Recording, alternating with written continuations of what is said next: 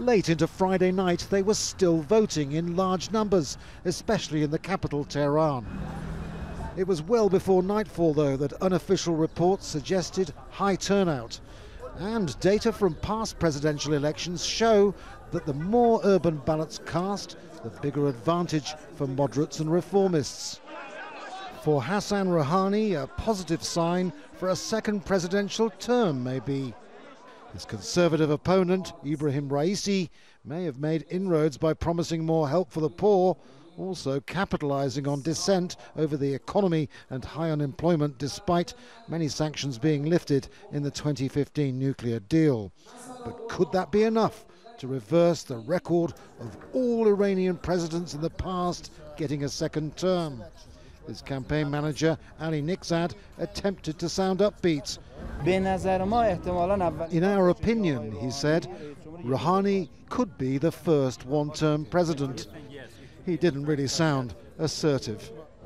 The polls opened more than 10 hours ago, and look at it now. The women in this queue, the men on the other, converging here at a standstill. It's packed at this stage. No one knows what the turnout figures are, how they'll end up, how they'll shape. We won't know until well into Saturday.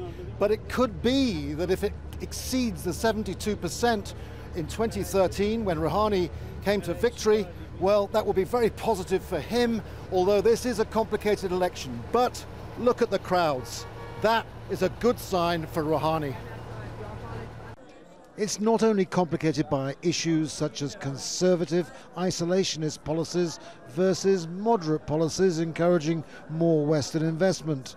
There are now allegations of election irregularities and reports that Raisi's party have made a complaint to the Interior Ministry. The Guardian Council, which oversees the election, is investigating. But to these voters, there's nothing complicated about what they're thinking right now. When I think about future, I think that many things can change, and those changes can affect my decision whether to stay here in my country or leave the country. But I hope I could stay here, I could practice medicine here, and I could help my people.